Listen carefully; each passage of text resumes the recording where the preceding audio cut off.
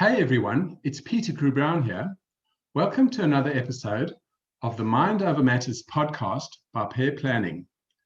The topic for today is taking a feminine approach to money with Jane Walters, who is a financial coach.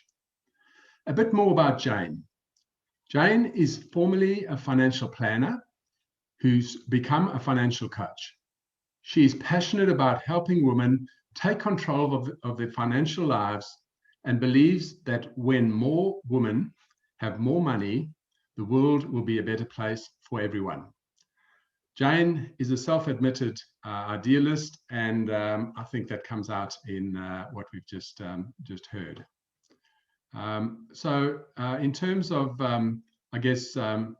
Jane's most recent experience prior to doing her own thing as a financial coach, she worked for 15 years in various finance and investment roles across Australia and in the UK. Jane now lives on the northern beaches in Sydney. So about today's podcast, the subconscious thoughts and patterns that we have about money and ourselves hold us back from creating the life we want. Women are often encouraged not to talk about money, not to care about money, or learn about money. As a result, many women believe that we are not, if you like, good at money in inverted commas. Jane wants to show women that managing your money is a learnable skill and that taking control of your money is taking control of your life and your future. This will be the focus of our podcast discussion today. So turning to you, Jane, please could you share with the audience what makes you tick and who in the community you serve? Sure. Thank you for having me.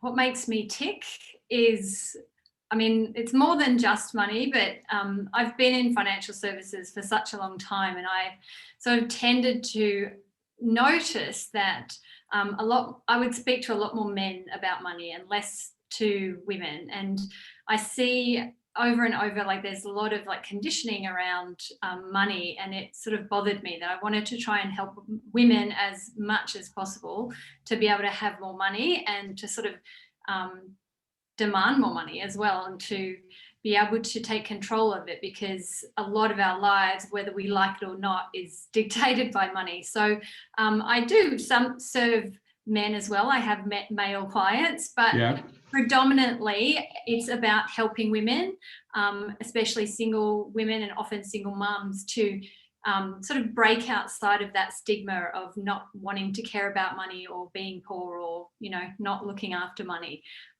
So it's something that really drives me. So, yeah.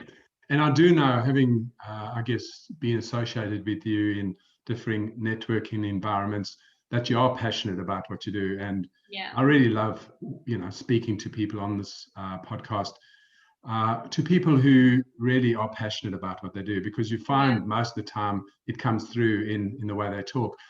Just a quick one, from my personal perspective. I'm an older guy, and I grew up in an age in South Africa where women were very much the homemakers, and they were never part of the income generating function in the families. They weren't typically qualified or had a lot of knowledge about money. And I think this has continued in some sectors of our thinking. And, we're in the 21st century, and I say, it is time for women to be more involved in all aspects of lives.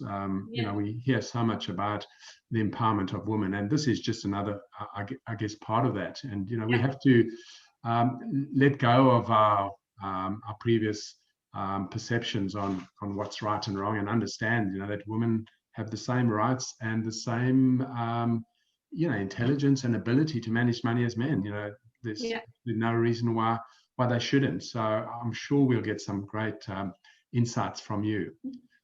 So moving to the questions for today, Jane, as you know, we have spoken about 5 different questions. So the first one, if you like, I know that there are many approaches to the subject of financial coaching. What's your specific approach? Okay, so I guess my approach is a more feminine approach. And so when I talk about it being a feminine approach, it's not just that I work with women and I want to help women. A lot of what we do in society, in our gendered society, is to place a lot of I guess we engender a lot of these traits and personalities and activities that we have all within us. So we often associate the emotional side as being a really feminine thing. It's, even though that's, you know, both males and females, from my point of view, hold feminine and masculine energies. Yes. But primarily money has always been about the numbers. And it's all about making a budget, investing the money, getting a return, that type of thing.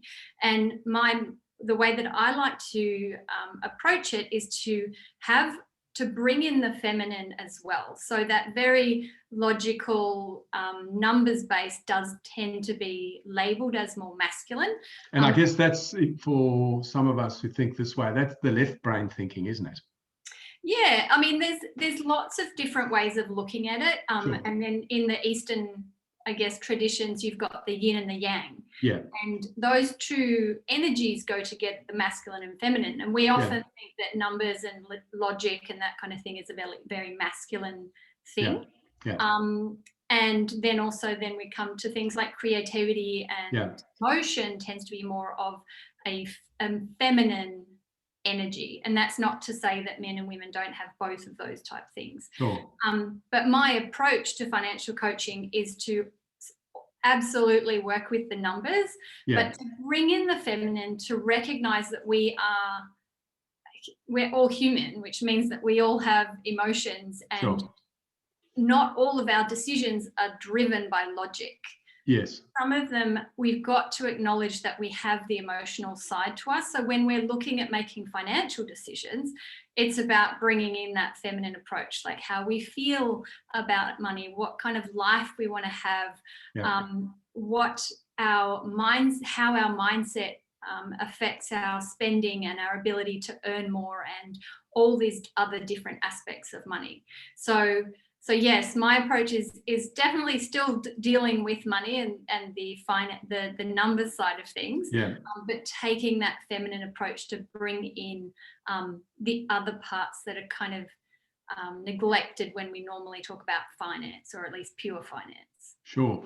And an interesting little side note, if you like, I don't know if you recall, in fact, you made a reference to it. My podcast is called Mind Over Matters. Yes. And it's very much aligned to what you've just said. You know, the meaning of my podcast, for people who might not have thought about it, is the mindset comes before the operational and business aspect. If you don't get your mindset right, you don't have the foundation, you don't have the headspace to make the changes you need to. So it's important. And I think, as you say, that's the creative/emotional side of it. You need to get that right, because otherwise the more substantive part doesn't ever happen. And that's the mind over matters, in your case, getting your emotional and creative aspect of your financial situation agreed and thought through in your mind before you start working with the details and the numbers. Absolutely. And they feed off each other as well. Like some of these practical numbers can impact our emotions and what we think about ourselves and that kind of thing. And also what we think about money impacts how we behave around it, how we interact with it as well. So yeah, it's the same. And you know, I love the image you put in my mind when you spoke about yin and yang, because you know, that circle shape where they are almost like spooning, if you like. Yeah, they kind of fit in together. It really suggests, you know, a very close interaction. They're not two squares that are separate. They very much intertwined. And I think that's a great way, certainly for me, to think of it. It's, you can't have one without the other. You know, that's great. Absolutely. And I think that's a good... All about balance. Sorry? Yeah, it was all about balance. Sorry, there was a bit of there. And I think that's very much a lead into our second question. So many people think they are in control of their minds. how do you approach this delicate subject when you know it needs to be discussed? And I'll just say delicate because, people are very, I think, defensive when you talk about mindset. It implies that they haven't got their heads together. And, mindset's not that. It's just getting that aspect aligned, I think. But I'll let you talk about that. So, how do you approach that delicate subject? So I think the way that I approach it is helping people understand the way that our brain works. Because if you understand that we have sort of, in a very simplistic terms, we have our subconscious brain, which is something that is, we learn behavior and then it becomes a pattern and it becomes repeatable. We also have our, more conscious brain, which is what makes us intelligent humans who can think about the future and who can plan in advance and those type of things. And if people can understand that just because these subconscious thoughts are exactly subconscious, like there's so much that we have had programmed into our brain, that sounds scarier than it actually is, but there's things that we have learnt over time that we do so naturally, and our thought processes are no different. So they just become habit. And sometimes it's to be able to say, look, you might not be aware of this because this could be a pattern that's been developed over years and years that you don't know about. What I'm trying to do is bring your awareness to something that you might not have really thought about, that you haven't made conscious. So all I'm doing is helping you to make your subconscious thoughts conscious so that you can then decide whether they serve you or not. And I think I hope that people then have a bit more compassion with themselves to think, oh, it's not because I just can't do this or that I'm stupid or there's something wrong with me. It's just that I was not aware that that's the reason I was doing it. And I think bringing that compassion and the education and understanding to how our brains work makes it less, less delicate, but it helps people become less defensive about it because it's not them thinking that there's something wrong with them. And we're all programmed like that. And so you're creating awareness for your prospects and clients about how to think about their mindset rather than saying your mindset's wrong. It's, these are your thinking patterns. I'm curious because I know you and I have spoken about this at different times. How does your training is it a master NLP practitioner?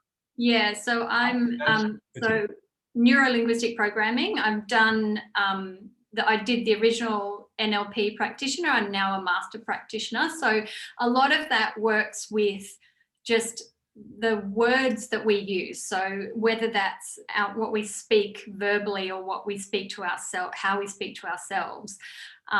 Because a lot of listening to the way that people speak, it can show a lot about what those subconscious thoughts are. And so a lot of what I do as an NLP practitioner, as well as like some of the more complex tools in changing behavior and changing thoughts, a lot of it's really just about being able to identify it. So I pick up a lot of the way that people say things, not just what they're saying. And that really helps to then for me to be like, okay, you've just said this. Were you aware that that's the way? Is that a pattern for you, or is that something that comes up for you? And it's just about being able to, for me, having the NLP has been, it's invaluable as a coach because it means that I don't just talk about the money aspect, but I help people understand themselves better. And so your NLP is a fairly central part of the way you engage with clients, and I guess more in the early parts, right? Well, through the whole through whenever I work with clients, and I try not to NLP all over people outside of my coaching sessions. But it's something I find fascinating. And it's definitely a key part of helping people make sustainable change, because rather than just saying, oh, here's a budget, go and do it, it's okay, let's understand why you're overspending in certain areas, or why you feel imposter syndrome in your job, or whatever the particular area is of concern for that particular client. Yeah. Yeah. And it's interesting, just as a layperson, I find it a lot in our society, this concept of self-depreciating. People talk themselves down, and it's the danger is that if you do that too often, you end up negative talking about yourself, and then you start believing that negative talk. Absolutely. That's our British history, I think. It tends to it be is, for sure. It's being modest, isn't it? People think it's being modest, but you need to be careful that you don't end up believing, this way that we all can be very modest about ourselves. Yeah, absolutely. Because the more that you say it, the more you believe it. It becomes a self-fulfilling prophecy to some extent. Exactly. Yeah. So I guess your NLP and the whole thing around mindset is getting people to think differently. And once you've recalibrated, if I can use that word, the way they think, then it's putting a plan in place and knowing that that plan will be supported by a positive mindset. Yeah, and that the plan is supported. It's a plan that's supported for them specifically. Yeah, so it's bespoke for them. Yeah, fantastic. Now, I really love that. I'm a very much a left brain person. I think, I'm a trained chartered accountant. So, structure and certainty is my bread and butter. But I have learned over the years that I've been doing what I do, in a business coach / advisor, that until you can get the mindset right, you don't have good outcomes, because people understand the need to change, but if they don't have the right headspace for it, nothing changes, and you walk away with a frustrated client. And as a business advisor, it's not very fulfilling, not succeeding. So, I've found, and you supported it, that getting the mindset right up front is so important. Yeah, absolutely. Yeah. Wonderful. And look, I really appreciate you sharing your wisdom about NLP, because I know there's a lot of, I guess, maybe misinformation about what NLP is. Yeah. And I think having someone like you who applies it practically often, it gives it, a greater deal of credibility. So that's really great. Just moving on, if I may, to the third question. Yep. What are, say, the three biggest roadblocks concerning their financial situation that your clients typically have? 3 roadblocks. Yeah, I think especially because, especially relating to women, is the blocks are around their beliefs about themselves and about money. So again, a lot of women think, oh, I'm just not good with money, or I'm not a numbers person, so I can't be good with money. But so that is probably one of the biggest roadblocks is just having that belief that they're not good at it. Yeah. Which is absolutely not true. If we can put a growth mindset towards something like that, I really do think that managing your money can be something, and should be something, that everyone is able to know how to do. That growth mindset you mentioned, I know Dr. Carol Dweck, in her book called Mindset, talks about its growth and fixed mindset, isn't it? That's right, yeah. And so you're very much encouraging a growth mindset where you're thinking bigger and you thinking of a way that you can improve yourself rather than accepting your status quo. Yeah, that's a great book, actually. It's wonderful, isn't it? I do love it. And it really just opens us up to say, this is just a skill, and most things are just a skill that we can learn. There will be some people who have a natural, talent or ability in some things, but in general, most of it is about the hard work we put in, and knowing that you just have to keep trying, and that we're able to be able to do it. And the same thing with money as well. It's often that these are skills that people haven't learned, and I think that it's ridiculous that we don't learn these things in school. These are the practical things that we should be learning, rather than, calculus and trigonometry. I don't think I've used that since I left school, but knowing how to manage your money, create a budget, to invest, all these different types of things related to your personal finance, that's what we should be learning about. But so that kind of one of those blocks is definitely in thinking that you're not good at money. Yeah.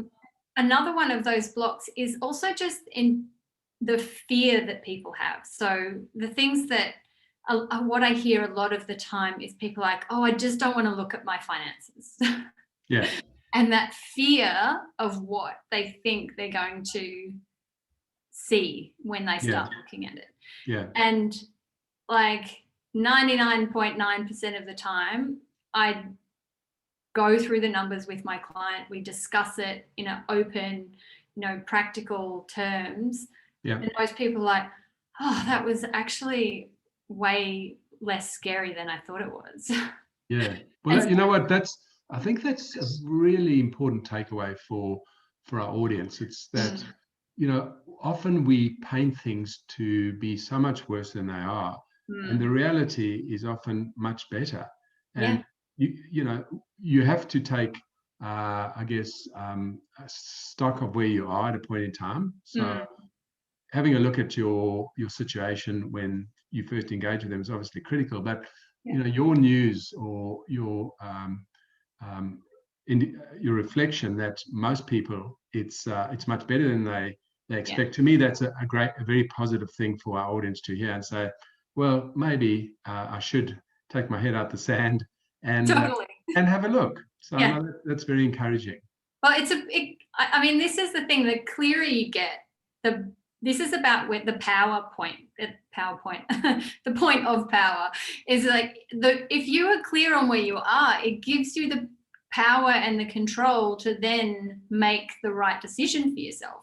Whereas if it's completely blurry and you don't know where you stand, then how do you make a decision from that point? Yes. And that's where the empowerment comes in, to be, oh, I've got clarity on where I am, and oh, there's steps that I can take to get out of the situation that I'm in. Oh, I can actually do this. Like that's where the power comes, is from being able to have clarity and make decisions from that point. Yeah. So it's empowering to have that information at your fingertips. Completely. And for some people, it's that they don't know where to get that information as well. It's like, so knowing how much it's going to cost them to live and how much they're currently spending on things, they don't have a lot of clarity. And so the fear is even more because they don't know where to start.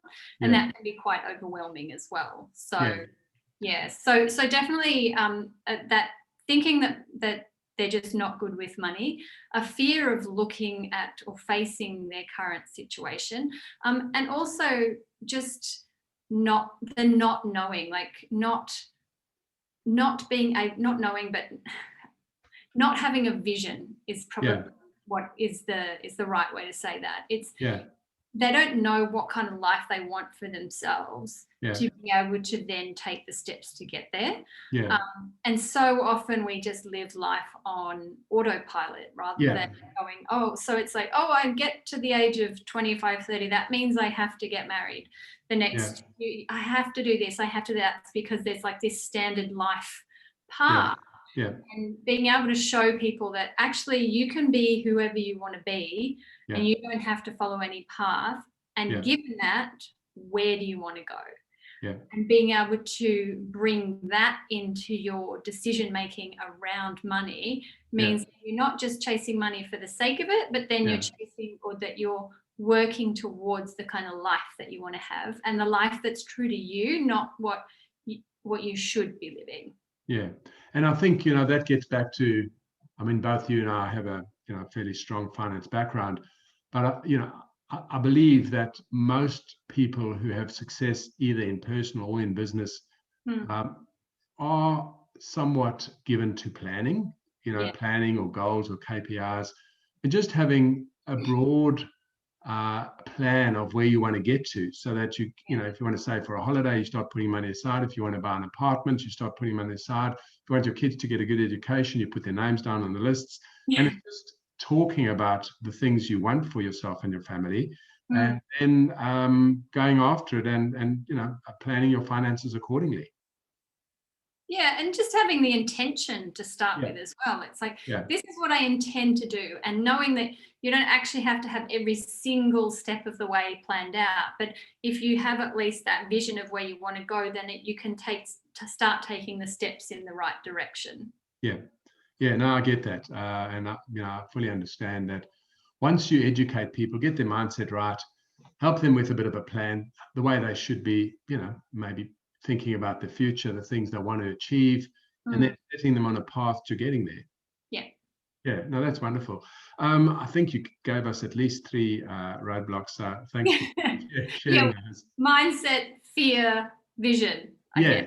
Well, that's a great little summary, and I fully buy into that. I think, as I said in my work as a business coach, those 3 topics are equally applicable. So, yeah, a good summary.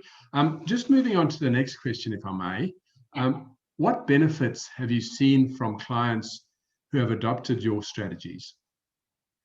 Oh, so many. They're very varied, is what I will say. So, they can be purely financial or from a mindset point of view. Yeah.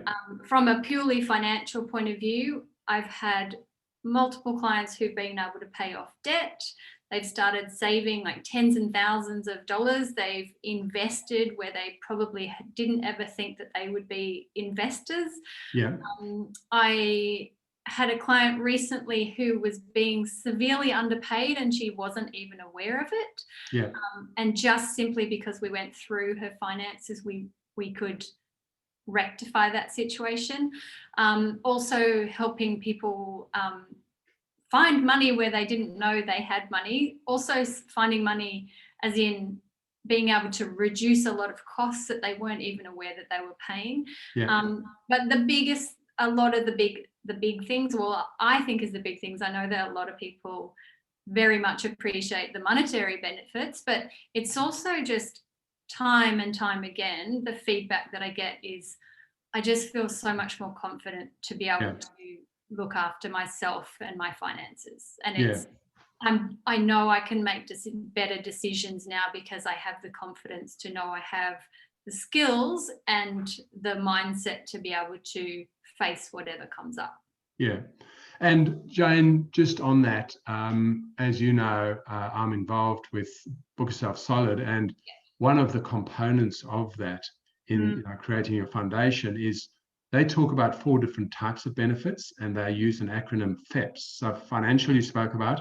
The next one they talk about is emotional. The next one they talk about is physical, and the final one is spiritual. And I know that you are quite a spiritual person. I think it's fair to say. And all of those sort of less tangible, if you like, benefits, the emotional, feeling in control, being contented in your life.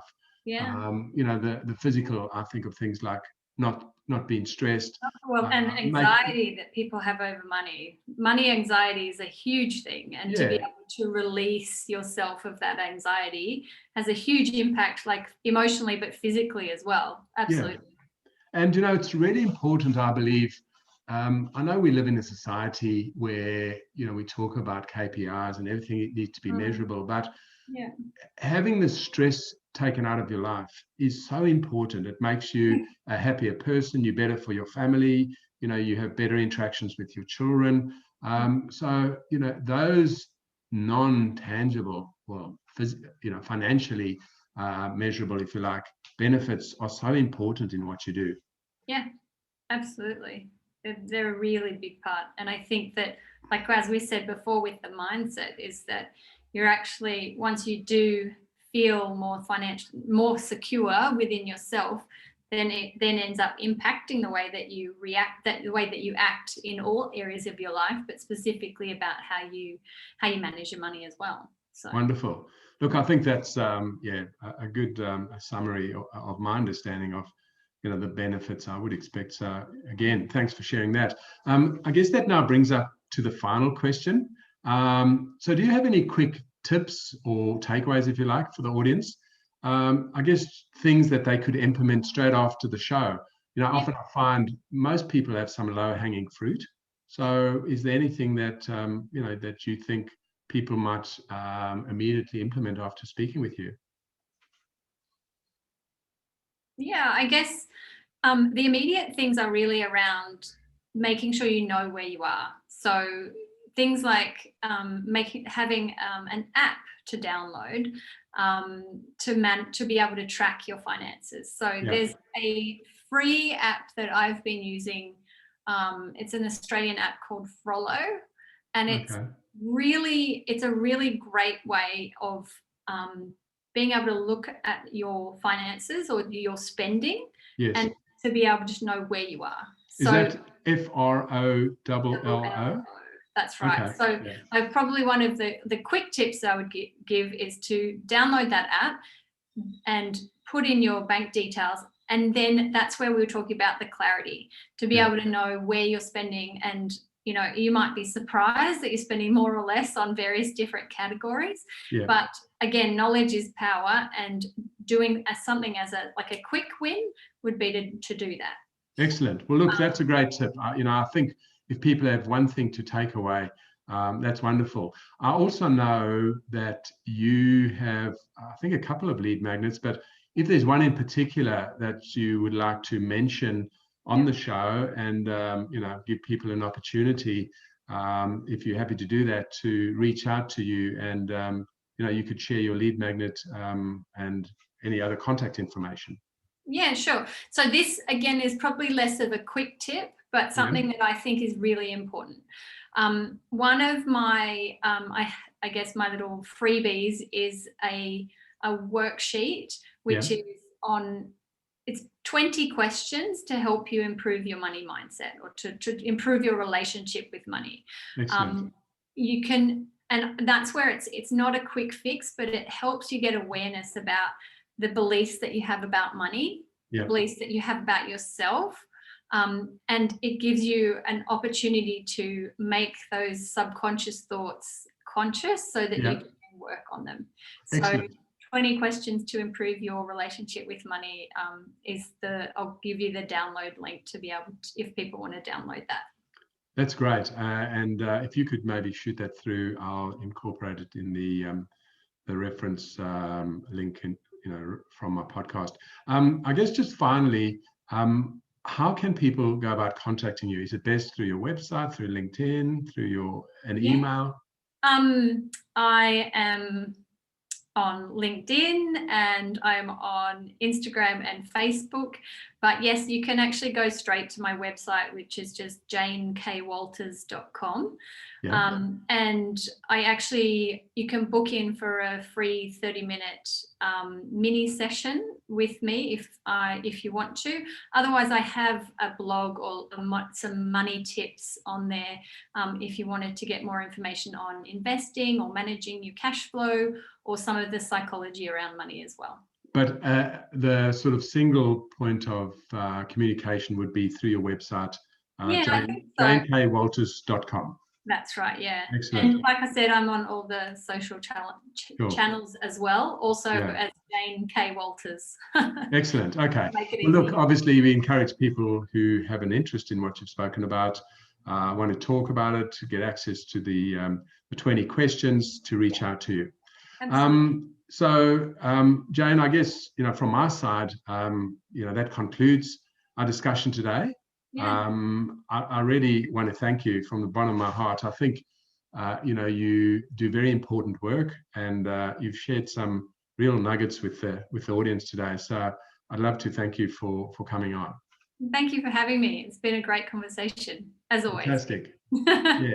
So just finally, this is Peter Crewe-Brown signing off from episode 8 of the Mind Over Matters podcast.